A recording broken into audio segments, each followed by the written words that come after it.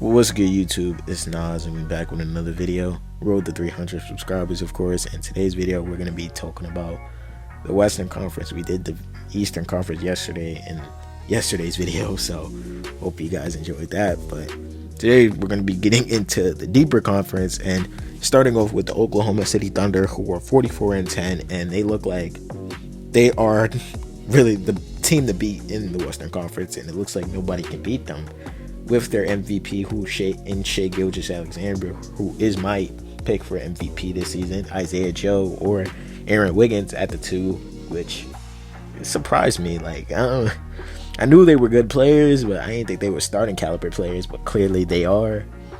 Jalen Williams, their all-star, Chet Holmgren, and their generational defender who just came back before all-star break, so he's going to get this second half of the season to get his legs back under him and get back to the Chet Holmgren that was dominant as a rookie, and Isaiah Hartenstein as their center, as their rim protector, and the role players in Caruso, in Case and Wallace. Their defense is fucking crazy, and then you got Shai Gilgeous-Alexander controlling everything on the offensive end, so they're obviously the team to beat, and they look really unbeatable right now, and they got to figure out the answer for that team if anybody wants to get past them. But the second seed in the Memphis Grizzlies, who are 36-18, and their team is just, I feel like they're just well constructed. Like, Ja Morant isn't playing like the superstar Ja Morant that he's played a couple years ago, but they are still the second seed. They really don't need it. Like, they don't need him to play hero basketball, and they have their all-star in Jaren Jackson Jr., a generational defender and one of the best big men in the league right now, so he can't really be topped. They got their rookie in Zach Edey, who was 7'3", 7'4", who's really their rim threat, pressure point at the rim. They got Jalen Wells, who is their starting small forward, I'm pretty sure. And he's a rookie too. They got two rookies starting, and they're the second seed. So that should tell you something about the Memphis Grizzlies. They got Desmond Bane playing his best basketball. Then they got their second-year player in GG Jackson, who they just got back. So he's going to be big to this Grizzlies team coming off the bench, or whether or not he gets his starting spot back, never know. But the Grizzlies are going to be a tough team to beat in this Western Conference. Especially Ja hasn't been playing his best basketball yet, and if Ja gets his rhythm back and he's healthy for the second half of the season and we're in the playoffs, this Western Conference is deep, bro. Then you got the Nuggets, who are 36-19, and people were hating on the Nuggets, saying the Nuggets might not make the playoffs in the beginning of the season, and obviously they stepped it up. They went into All-Star break with the highest winning streak in the NBA right now. They have a 7-game winning streak going into All-Star break, so they're really a tough team to beat. And you got Jamal Murray at the shooting guard position this season, who he plays his best basketball at shooting guard, and Russell Westbrook playing the point guard position, who Russ is having fun again, and Russ has been shutting up all the doubters, all the criticism about him on the Nuggets this season. Him and Jokic in the pick and roll, they're really exciting. And you got Aaron Gordon coming off the bench or either starting, it don't matter. And Michael Porter Jr. is starting to pick up his slack scoring.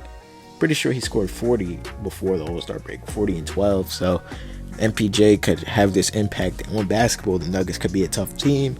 The fourth seed is the Houston Rockets, who are 34-21. They have been losing recently, but they have been a surprise top of the West team, and they have been injured, so you can't really say that they are playing their best basketball right now. You can't really say that they have been playing their best basketball because they have been missing Jabari Smith and Fred VanVleet, and they have been trying to stay afloat with that team, but the coach has to make a decision because there's no way Amen Thompson goes back to the bench after the way he's been playing with Jabari Smith being out, Fred VanVleet being out. He showed he could play multiple positions, and he's obviously the future of this Houston Rockets team, and he could one day end up being the best player on this team right now. But it just seems like the Rockets are just missing that killer, and if they get that killer, or somebody becomes a killer on this team, they could be dangerous. And the fifth seed, who is the Los Angeles Lakers, who are 32-20, this second half of the season is going to be about getting Luka Doncic back to be playing like Luka Doncic, if that makes sense, because He has been out since Christmas. He played 2 games against the Utah Jazz. He hasn't looked like Luka Doncic. He has been dropping 16, but we all know what Luka's capable of when he's healthy. It's Luka fucking Doncic, and it's all about LeBron and him learning how to play together. LeBron accepting that second option, who obviously he is going to, and Austin Reeves continuing his growth in his 4th season, I believe. Him continuing to play his best basketball on the Lakers, and them learning to play without a center is basically because Alex Len is not the answer. Like, I'm pretty sure everybody knows that they did not need Alex Len. They needed a rim protector in this lob threat, and Alex Len is not that. Like, as soon as he got into the game, the Utah Jazz, I'm pretty sure I saw some shit where they made a 30-5 run with him on the court.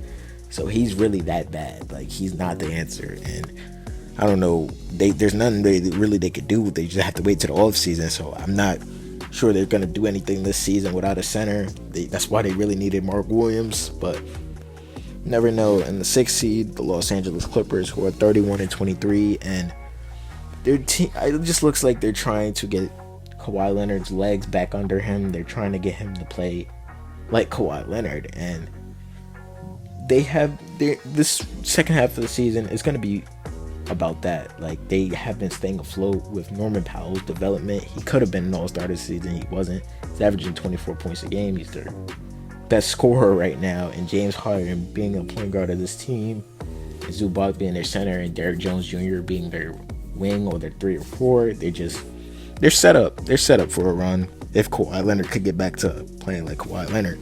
The 7th seed is the Minnesota Timberwolves, and they are led by Anthony Edwards, and he's really doing everything for this team. He's shooting his highest percentage from the 3-point line, so that's good for Ant. Julius Randle has been out, so if Julius could get back to playing like Knicks Julius, or learn how to play alongside Anthony Edwards better, this could be a great Timberwolves team that can make another run. Like, I don't see them making as far as a run as they did last season, but hopefully they could do this for a young superstar in Anthony Edwards. And the growth of Naz Reid has been huge. I don't know how it's going to be sending him back to his six-man role. Like, he's been one of the best players on this Timberwolves team this season. Ever since Julius Randle been out, I saw a stat where he's been averaging 20 points at that power forward position, so it's going to be hard to send him back to the bench, obviously. The 8th seed being the Dallas Mavericks, who are trying to stay afloat without their 3 big men. Anthony Davis, who's going to be out for a month, their new addition after trading Luka Doncic. Derek Lively, who's going to be out for a couple weeks, I'm pretty sure, and Daniel Gafford, who they just announced who's going to be out for a month. Like, they're going to be playing without a center, literally. So Kyrie Irving is going to have to shoulder a lot of the load on the offensive end, and defense, they're pretty much fucked right now. So they have been winning games, but hopefully they could keep their team afloat till AD or damn near any big man comes back to help them. The 9th seed are the Sacramento Kings. They just got Zach LaVine, and they're trying to coexist together with that starting 5 of Malik Monk, Zach LaVine, DeRozan, Keegan Murray, and Sabonis. They got rid of De'Aaron Fox. De'Aaron didn't want to be there. So the Kings are obviously trying to stay afloat and try to make the playoffs. And I don't know. Like, the Kings are just trying to be the Kings. They're trying to actually have a competitive team. The 10th seed is the Golden State Warriors, and I see them making a huge second half push with the addition of Jimmy Butler, motivated Jimmy Butler, Stephen Curry, who has been playing his best basketball since Jimmy Butler has arrived on the team. You got Draymond Green saying that they're going to win the championship, and they're a fucking 10th seed right now. They're barely in the play-in seed. So Draymond out here writing checks that Curry gotta cash. So I don't know how they possibly win the championship, but it should be interesting to see what they can do now. The 11th seed is the Phoenix Suns, who are 26-28. Damn, I didn't know they fell this back, but they have been losing recently, and it looks like they're not working out. And it looks like every time I watch the Suns, I realize there's one push. It's Tyus Jones. I don't understand how Tyus Jones is still the starting point guard out there. Like, Booker should go back to the point guard position. Their lineup should be Booker, Ryan Dunn, KD, Bol, and Nick Richards, and Bobo. Yes, Bobo has been playing his best basketball since he got into the starting lineup, or since he's been getting minutes this recently. So it looks like he could finally be in that rotation for the Phoenix Suns, and I don't really see them doing nothing this season. They're not really a good roster, so I don't know. The 12th seed and the final seed we're gonna cover is the Spurs, or we could do the Trailblazers. Fuck it.